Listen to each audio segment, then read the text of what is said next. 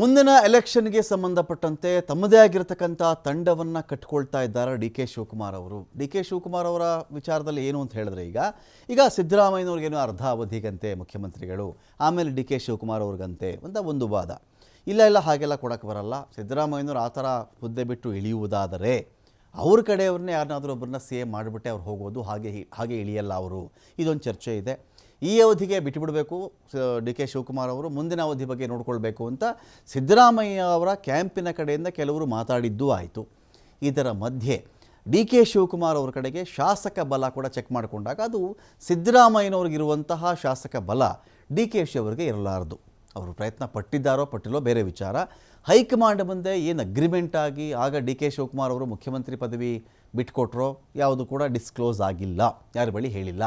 ಇದರ ಮಧ್ಯೆ ಅಕಸ್ಮಾತ್ ಒಂದು ವೇಳೆ ಮುಂದಿನ ಚುನಾವಣೆಗೆ ಮುಂದೆ ನೀವು ಗೆಲ್ಲಿಸೋದಾದರೆ ನಿಮ್ಮನ್ನೇ ಸೇವೆ ಮಾಡ್ತೀವಿ ಅಂತ ಏನಾದರೂ ಹೈಕಮಾಂಡ್ ಇವರಿಗೆ ಭರವಸೆ ಕೊಟ್ಟಿದ್ದರೆ ಅದಕ್ಕೆ ಬೇಕಾದಂಥ ತಂಡವನ್ನು ಡಿ ಕೆ ಶಿವಕುಮಾರ್ ಅವರು ಇವಾಗಲೇ ಕಟ್ತಾ ಇದ್ದಾರಾ, ಈ ಪ್ರಶ್ನೆ ಇದೆ. ಯಾಕಂತ ಹೇಳಿದ್ರೆ ವಿಧಾನಸಭಾ ಚುನಾವಣೆಗಳಲ್ಲಿ ಪಕ್ಷ ಯಾವುದೇ ಇರಲಿ, ಕಾಂಗ್ರೆಸ್ ಆದರೂ ಇರಲಿ, ಬಿ ಜೆ ಪಿ ಆದರೂ ಇರಲಿ, ಜೆ ಡಿ ಎಸ್ ಆದರೂ ಇರಲಿ, ಒಂದು ಮಾತು ಬರುತ್ತಲ್ಲಿ, ಇವತ್ತಿಗೆ ಯಾರು ಸೋತಿರ್ತಾರೋ ಮುಂದಿನ ಎಲೆಕ್ಷನ್ ಅವರೇ ಗೆಲ್ಲೋದು ಅಂತ. ರಾಜಕಾರಣದಲ್ಲಿ ಹಾಗೆ ಅವ್ರು ವೆಯ್ಟ್ ಮಾಡೋದು.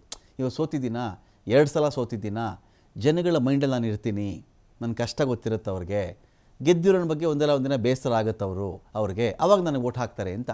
ಈ ಥರ ಇವತ್ತು ಡಿ ಕೆ ಶಿವಕುಮಾರ್ ಅವರು ಮುಂದಿನ ಚುನಾವಣಾ ತಯಾರಿ ಅಂತ ಹೇಳ್ತಾರೆ, ಇರಲಿ, ಲೋಕಲ್ ಬಾಡಿ ಎಲೆಕ್ಷನ್ ಅಂತ ಕೂಡ ಹೇಳ್ತಾರೆ, ಇರಲಿ. ಆದರೆ ವಿಧಾನಸಭಾ ಎಲೆಕ್ಷನಲ್ಲಿ ಯಾರ್ಯಾರು ಸೋತಿದ್ರೋ ಅಂತಹವರ ಸಭೆಯನ್ನು ಇವತ್ತು ಡಿ ಸಿ ಎ ಮಾಡಿದ್ದಾರೆ. ಎಷ್ಟು ಕ್ಷೇತ್ರಗಳಲ್ಲಿ ಕಾಂಗ್ರೆಸ್ ಸೋಲಾಗಿದ್ದು? 86 ವಿಧಾನಸಭಾ ಕ್ಷೇತ್ರಗಳಲ್ಲಿ 136 ಗೆದ್ದಿದ್ರು, ಆಮೇಲೆ 3 ಜನ ಗೆದ್ದಿದ್ದಾರೆ. ಇರಲಿ, 86 ಕ್ಷೇತ್ರಗಳಲ್ಲಿ ಸೋತಿದ್ರಲ್ಲ, ಅವರ ಮೀಟಿಂಗನ್ನು ಮಾಡಿದ್ದಾರೆ. ಈ 86ರಲ್ಲಿ ಕನಿಷ್ಠ ಪಕ್ಷ 40 ಗೆದ್ದರು ಅಂತ ಅಂದ್ಕೊಳ್ಳಿ, ಅಥವಾ 50 ಗೆದ್ದುಬಿಟ್ರು ಅಂತ ಅಂದ್ಕೊಳ್ಳಿ. ಈಗ ಸೋತಿರುವಂತಹವರು, ಗೆದ್ದಿರೋರು ಎಷ್ಟೋ ಜನ ಸೋಲಬಹುದು, ಕೆಲವರು ಗೆಲ್ಲಬಹುದು. ಆಗ ಈಗ ಏನಾದರೂ 86 ಜನ ಸೋತಿದ್ದಾರಲ್ಲ, ಅವ್ರ ಕಡೆಗೆ ಡಿ ಕೆ ಶಿವಕುಮಾರ್ ಅವರು ಫೋಕಸ್ ಮಾಡಿದ್ದೇ ಆದರೆ ನಾನು ಶಕ್ತಿ ತುಂಬುವಂಥ ಕೆಲಸ ಮಾಡ್ತೀನಿ ಅಂತ ಹೇಳ್ತಾ ಇದ್ದಾರೆ.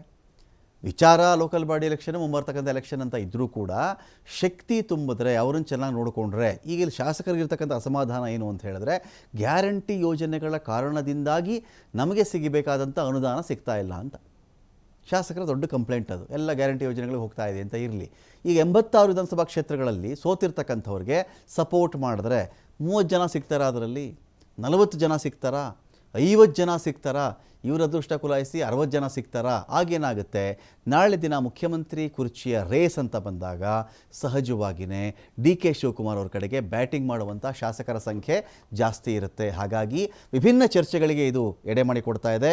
ಟಾರ್ಗೆಟ್ 2028 ಅಂತ ಹೇಳಲಾಗ್ತಾ ಇದೆ. ಹಾಲಿ ಶಾಸಕರ ಜೊತೆ ಸಭೆ ಮಾಡೋದಕ್ಕೆ CLP ಇದೆ, ಆದರೆ ಸೋತವರ ಜೊತೆ ಸಭೆ ಮಾಡುವುದಕ್ಕೆ ನಿರ್ದಿಷ್ಟ ಅಜೆಂಡಾ ಇಲ್ಲ. ಸೋತವ್ರನ್ನ ಕರ್ಕೊಂಡು ಬಂದು ಯಾಕೆ ಮಾತಾಡಿದ್ದಾರೆ ಇವರು?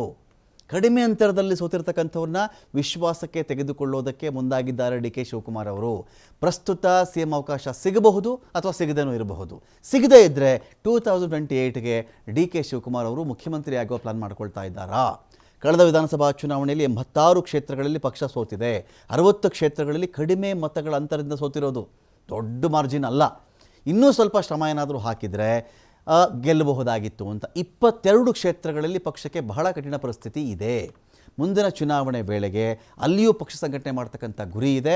ಹಾಗಾಗಿ ಪರಾಜಿತರನ್ನು ವಿಶ್ವಾಸಕ್ಕೆ ತೆಗೆದುಕೊಂಡ್ರೆ ಗೆಲ್ಲಬಹುದು. ಅವರೆಲ್ಲ ಕೂಡ ಗೆದ್ದರೆ ನನ್ನ ಬೆನ್ನಿಗೆ ನಿಂತ್ಕೊಳ್ತಾರೆ ಅಂತ ವಿಶ್ವಾಸ ಡಿ ಕೆ ಶಿ ಅವರಿಗಿದೆ. ಹಾಲಿಯಲ್ಲಿ ಕೆಲವರು ಸೋಲ್ಬಹುದು, ಕೆಲವರು ಗೆಲ್ಲಬಹುದು, ಟಿಕೆಟ್ ಮಿಸ್ ಆಗಬಹುದು. ಅಂತಹ ಕಡೆಗಳಲ್ಲಿಯೂ ಕೂಡ ತಮ್ಮವರನ್ನೇ ಕಣಕ್ಕಿಳಿಸಿ ಗೆಲ್ಲಿಸಿಕೊಳ್ಳುವಂಥ ಪ್ರಯತ್ನವನ್ನು ಡಿ ಕೆ ಶಿ ಅವರು ಯಾಕೆ ಮಾಡಿರಬಾರ್ದು? ಸತೀಶ್ ಜಾರಕಿಹೊಳಿ 2028ಕ್ಕೆ CM ಆಕಾಂಕ್ಷಿ ಅಂತ ಹೇಳ್ತಾ ಇದ್ದಾರೆ. ಎಲ್ಲ ಕಾರಣಗಳಿಂದಾಗಿ ತಮ್ಮದೇ ತಂಡವನ್ನು ಕಟ್ಟಿಕೊಳ್ಳುವುದಕ್ಕೆ ಡಿ ಕೆ ಶಿ ಮುಂದಾದರ ಅಂತ ಚರ್ಚೆ ಶುರುವಾಗಿದೆ.